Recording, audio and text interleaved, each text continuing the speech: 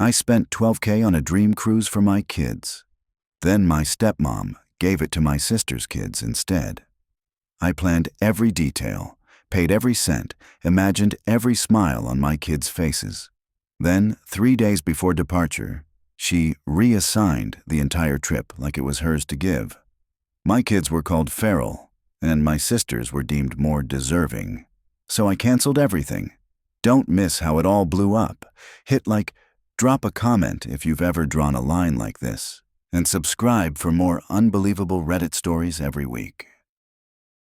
Hi, I'm Jake, 32, and last month my life blew up when my stepmother stole the cruise I planned for my kids and gave it to my sisters. Let me be clear, this wasn't just a vacation, this was the trip. A luxury cruise I spent months organizing, saving for, obsessing over. A chance for my 2 kids, Liza, 9, and Max, 7, to experience something magical with their grandparents while I caught my breath after years of solo parenting. I'd booked everything, paid for everything. Every suite, every excursion, every room service upgrade was chosen with love and intention. So when my stepmother walked into my kitchen 3 days before departure, uninvited as always, and told me, smiling like she was announcing a dinner reservation, that she and my father had made a little change and decided to take my sister Emily's kids instead, my body went cold. I thought she was joking. I literally laughed. But no, she said my children, who she routinely described as wild, unruly, and once, memorably, feral, didn't deserve the trip. Her exact words. "It's a good lesson for you," she added, like this was some parenting TED Talk and not a full-blown act of war. I stood there in my own home, gripping the counter, barely breathing, trying not to lose it as she detailed how Emily's well-behaved angels needed this more. Her voice was sweet, but it was a slap. And my father? He just stood there, shifting uncomfortably like his shoes were the real villains in the room. She thought I'd take it. I always did. That's the role I played in this family. The peacekeeper, the quiet one, the one who swallowed insults whole so everyone else could enjoy dessert. But not this time. Without a word. I pulled out my phone, opened the cruise line app, and canceled every single thing. I watched her smile fade like steam off a mirror.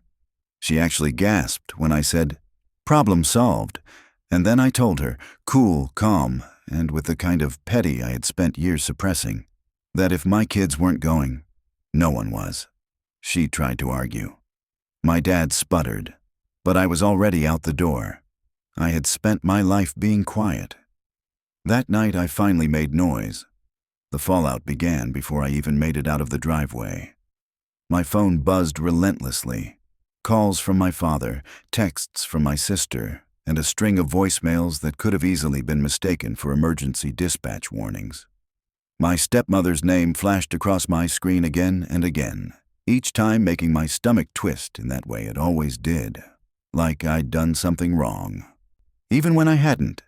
But this time was different. This time, I'd drawn a line in concrete. When I finally got home, Max and Liza were still in their pajamas, building some elaborate Lego monstrosity that had already claimed 2 kitchen chairs and a box of cereal. They looked up at me, beaming, and I felt something shift. This chaos, this joy, this little world of mine, they were the reason I'd booked that cruise in the first place. The reason I'd shelled out thousands of dollars I didn't really have, working overtime and skipping weekends off so they could have something magical. And in one smug conversation, my stepmother had tried to erase it all. I couldn't let that go. After dinner, after bedtime stories and too many hugs, I sat in the living room staring at my phone. 27 missed calls, 10 from my father, 4 from my sister, and 13, yes, 13, from my stepmother. I didn't listen to a single voicemail. I poured a glass of wine, sank into the couch, and let silence stretch out around me like a warm blanket.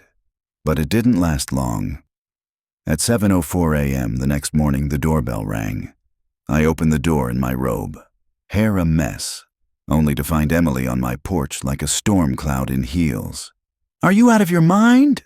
she snapped, pushing past me into the house. "Good morning to you too," I said, sipping my coffee. "You canceled the cruise? Seriously? The cruise you paid for?" I gave her a slow blink. "Yes, that cruise." She whirled on me, indignant. "What the hell were you thinking?" I sat down calmly, crossing one leg over the other. "That if someone decides to remove my kids from a vacation I paid for, maybe they don't get to go either." "Oh my God," she muttered, pacing. "You know Mom didn't mean it like that." "She said my kids didn't deserve it," I reminded her. "That's pretty clear." Emily waved a dismissive hand. "She was just mad. She says things. And I'm supposed to just let it slide? Let her steamroll my kids because she's having a tantrum?" She stopped pacing and folded her arms. "You're blowing this way out of proportion. You're minimizing it," I shot back. "Like always." Emily opened her mouth to retort, but I didn't let her. "Let me ask you something. If someone replaced your kids on a trip 3 days before departure, without telling you, how would you react?" She hesitated. "That's not the point." "No, that's exactly the point. You'd lose your mind." Silence. She didn't like that mirror being held up. "I paid for that cruise, Emily. Every suite, every excursion. I didn't do it for Mom. I did it for my kids. And she hijacked it like it was hers to give away. She said she'll pay you back." I laughed. Actually laughed. "With what? Guilt? Manipulation coupons?" Emily scowled. "You're being dramatic." "No," I said, rising to my feet. "I'm being done. For once in my life, I am saying no. No to the guilt. No to the favoritism. No to the idea that I'm just the ATM for this family." Her eyes narrowed. "You're really going to throw away years of peace over this?" "What peace?" I asked. "There's no peace when you're constantly swallowing every insult to keep the family from cracking. That's not peace. That's suffocation." She looked at me like she didn't recognize me. Maybe she didn't. Maybe I didn't either. "And, by the way," I added, walking over to my desk, "since we're talking about fairness." I pulled up an email and turned my laptop around so she could see. "What's that?" she asked, suspicious. "A contract, signed by Mom, 2 months ago." Her eyes scanned it, and her mouth opened slightly. "She signed it, agreed that if my kids were removed from the cruise, she'd owe me for the full cost." "You're kidding." "I'm not. I had a bad feeling. Ryan at work suggested I get something in writing." "You got a legal contract for a family vacation?" "I got protection from people who treat me like I don't matter. Call it what you want." Emily was speechless, a rare sight. I walked her to the door. "Tell Mom the invoice is coming, and next time she wants to play games with people's generosity, she'd better read the fine print." I shut the door before she could say another word. That morning, for the first time in my life, I felt like I'd finally stopped being the family's doormat and started being the damn door. I thought the email would buy me a day or two. I was wrong. It took less than 6 hours before things hit full thermonuclear meltdown. At exactly 2:37 p.m., I got a group text titled "Family Emergency, Urgent." It was from my father, and the message was as chaotic as it was desperate. "Please pick up. We need to talk. This can't go on like this. Everyone is upset. You're taking things too far." Too far, really. The only reason they even noticed the line was because, for once, I didn't let them cross it. I was still staring at that message when my front doorbell rang, again. I didn't move. Then a second ring. Long. Aggressive, impatient, then the knocking. The kind you only use when you need control of the situation. I knew it wasn't Emily this time. Emily liked to talk her way out of problems. This was pure steamroller energy. And sure enough, when I opened the door, there she was, my stepmother, in all her rage and panic and perfume-drenched glory. Her hair wasn't curled, her blouse was wrinkled, her eyes were bloodshot, and her expression, somewhere between "how dare you" and "I will set this entire house on fire if you don't listen." "We need to fix this," she said by way of greeting. I crossed my arms. "There's nothing to fix. The trip's canceled. Everyone's alive. Go home." She stepped inside. Because of course she did. You humiliated me, she hissed, pacing across my floor like a lioness. You made a spectacle. You made your father sick with worry. You're tearing this family apart. I stared at her. No, I'm just refusing to keep pretending. She spun around. Pretending what? That we're a family? That we help each other? I laughed once, sharp and dry. You didn't help me. You hijacked a trip I paid for. You erased my kids. And when I pushed back, you called me selfish. Her voice rose. Because you are selfish. You always take things so personally. You made it personal. I stepped forward, keeping my voice low but firm. You decided my kids were too much for you. You decided they didn't deserve it. And you thought you could do that without consequences. She scoffed. You're seriously going to make me pay over a misunderstanding? I raised an eyebrow. You signed a contract, not a suggestion, a legal document. I didn't read it. Not my problem. She pointed a shaking finger at me. This vendetta. You think it makes you powerful? It makes you cruel. You're tearing us apart. No, I said quietly. I'm just no longer letting you pick who matters and who doesn't. She stopped, just stood there, breathing hard. Then she did something I didn't expect. She cried. No sobs, no wailing. Just these tiny, furious tears sliding down cheeks that had never known how to express regret without turning it into an accusation. You're not the only one who feels unappreciated, she whispered. I've done everything for this family, and all I ever get is resentment. For a second, I just stared at her. Not in pity, not in guilt, just stunned.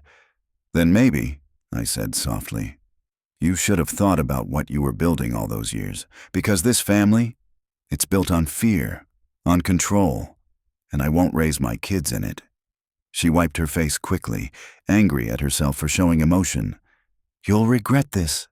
I held the door open. No, I said. I'll regret not doing it sooner. And this time, when she left, she didn't slam the door. I did. I thought the payment would be the end of it. That once she sent the $11,932.50 to my account, she'd vanish into embarrassed silence, and the family would scatter like roaches in sudden light. But of course, I underestimated her capacity for denial. Less than 3 hours after I got the Venmo transfer, Emily texted me.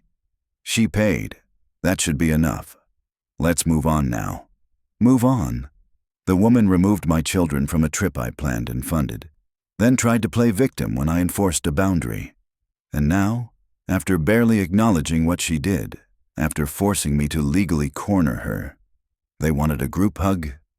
No, not happening. At 5:12 p.m., I got the next blow. A Facebook post, public, dramatic, full of vague accusations and martyr vibes. Some people will twist generosity into poison. You give and still become the villain. But I know who I am. I know what I've done for this family. My conscience is clean.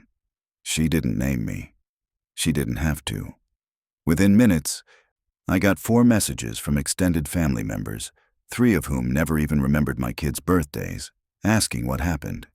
One even had the audacity to say, maybe you could have handled it more privately. Ah, yes, privately. Like how she privately rerouted a vacation without my knowledge. Like how she privately decided my children were unworthy. Sure, I ignored them. At 6:30 the doorbell rang.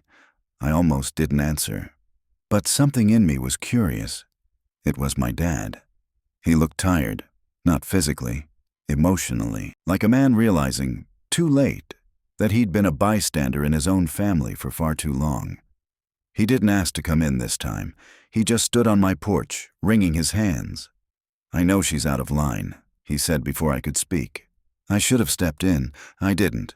I kept thinking keeping the peace was better than making waves. It wasn't peace, I said. It was silence. You kept things quiet while she made the rules. He looked at his shoes. You're right. I wasn't used to hearing that. I can't change the past, he added.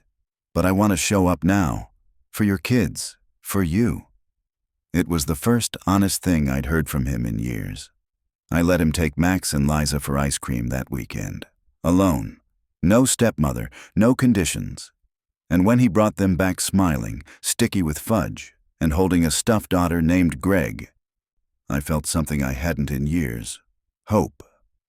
The money hit my account on Sunday morning, 11,132.58 exactly. No note, no apology. Just a cold transaction, the digital equivalent of a door slammed in your face after a screaming match. I stared at it for a while. Not because I was surprised, but because I never expected her to fold that easily. I thought she'd keep fighting, dragging everyone else down with her. But something must have finally clicked. Maybe it was the contract. Maybe it was my dad's unexpected loyalty. Maybe it was the slow, creeping realization that she wasn't in control anymore. Or maybe she just knew this was the only move left. 10 minutes later, Emily texted me. She paid. Can we be done now? No, we couldn't. Because done would mean pretending like the last 2 weeks didn't happen. That my kids didn't get pushed aside. That my generosity wasn't hijacked and twisted into a weapon. That I didn't have to nuke a family trip just to make them see me as a human being with boundaries. They thought the refund was the reset button, but I wasn't interested in resetting. I was interested in remembering. Because I'd forgotten, for a long time, that I was allowed to say no. So when Emily sent another message, "You've made your point. Can we move on like adults now?" I didn't respond. Instead, I spent the day with Max and Liza. We baked cookies and burned half of them. We watched a movie none of us really understood, but laughed through anyway. And when they went to bed, I stood in the hallway listening to their soft breathing, thinking, this is the family I choose. This is the only peace I care about. The next morning, I got an email from Emily with the subject line, "Family mediation request. Please read." Attached was a short proposal, a neutral third party, a Saturday meeting. The goal? To repair communication, address wounds, and rebuild trust. I didn't know whether to laugh or vomit. You don't get to shatter something and then ask for a group craft project to put it back together. You don't get to call me irrational and vindictive for weeks, then invite me to a beige office to sing Kumbaya. Still, I said yes. Not for them. For me, because I wanted to sit across from all of them and look them in the eye, not with anger, but with clarity. I wasn't going to scream. I wasn't going to cry. I wasn't going to ask for anything. I was just going to be seen. Saturday arrived fast. My dad picked up the kids early to take them to the aquarium, just him and the two people who mattered most to me, and it hit me, quietly but hard, that this was the first time I trusted him alone with them. Not because I thought he'd fail, but because for the first time in years, I didn't see him as an extension of her. That mattered. I got to the mediation center 10 minutes early. Emily was already there. My stepmother came in right after, wearing sunglasses indoors and a grim look like someone attending her own public shaming. My dad walked in last. He looked at me, gave a single nod.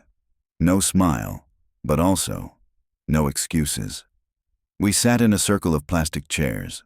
The mediator, a quiet woman in her 50s with a clipboard and calm therapist energy, asked who wanted to begin. No one spoke. So I did. I didn't want to speak first. I planned to let the silence stretch, make them uncomfortable.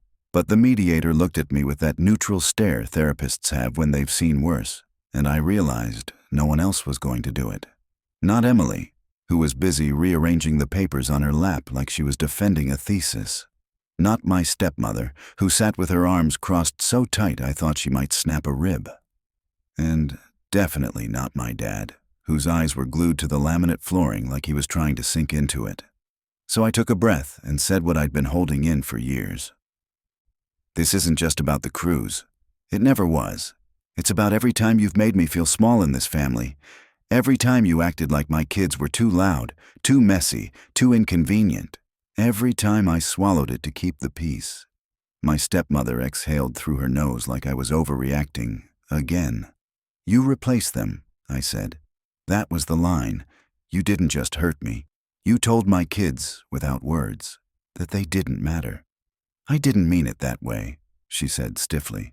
But you did it, I replied. Meaning doesn't matter if the action's cruel. Emily jumped in.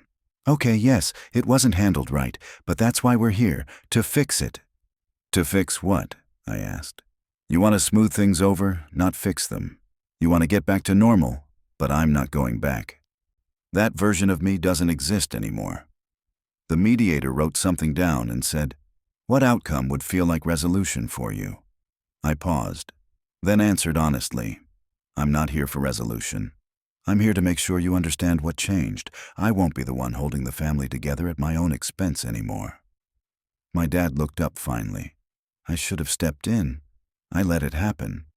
You always do, I said, not cruel, just tired.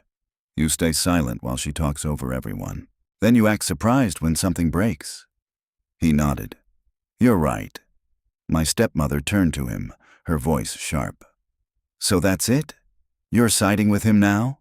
No, he said quietly. I'm just admitting I failed both of them. Emily looked like she wanted to disappear. So what? We just stop talking? Pretend we're not family? No, I said. We start over, with honesty, with respect, or not at all. They didn't argue. That was the real surprise. Just silence. The kind that finally had space for something new. The mediation ended without hugs. No group selfie. No promises to do brunch soon. Just 4 people walking out of a beige room into a colder world where things didn't fit like they used to. I didn't expect a dramatic transformation. I didn't think they'd beg forgiveness or suddenly see everything from my perspective. I just wanted the truth laid bare, and it was. My stepmother didn't say another word after my father spoke, not even a goodbye. She left the room stiff-backed and silent, which might have been the loudest thing she's ever done. Emily stayed behind for a second. She looked at me like she wanted to say something. I braced myself for a condescending half-apology or some guilt-soaked truce offering. Instead, she said, I didn't think you had it in you. I gave her a small nod. Yeah, that was the point. And then she left too. Outside, it was raining. Just a light drizzle, the kind that makes your clothes damp and clings to your skin like a memory. I didn't run to the car. I walked slow, letting it soak through. It felt like shedding something. At home, the kids were curled up on the couch in their pajamas, watching cartoons and fighting over the last handful of popcorn. My dad had dropped them off while I was at the meeting, left a note on the counter that just said, "Had a good time, they're great." That note mattered more than anything he said in that office. That night, Max asked me, "Are we still part of the family?" It hit like a punch to the chest.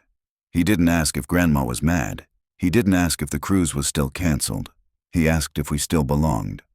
I got down on one knee, looked him right in the eye, and said, "We're our own family, and no one gets to take that away. Ever." He nodded like he understood more than I'd ever expect a 7-year-old to understand. Liza wrapped her arms around both of us and said, "Can we go to the zoo again instead of the boat?" I smiled. "You bet." We made pancakes the next morning, burned the first batch, nailed the second. I let them pour too much syrup and eat in the living room. We planned a weekend road trip to a lakeside cabin. Just us. No drama, no extended family ambush, just peace. And that's the thing. It wasn't about revenge. It wasn't even about the money. It was about teaching my kids something no one taught me growing up. That love without respect isn't love. It's control. That boundaries don't make you mean. That walking away from people who hurt you doesn't make you disloyal. It makes you free. And I'm free now. Not bitter, not broken, just free. So, Reddit, did I overreact? Maybe. But if protecting my kids and finally standing up for myself makes me the villain in someone else's story, I'll wear that role gladly, with receipts and travel insurance.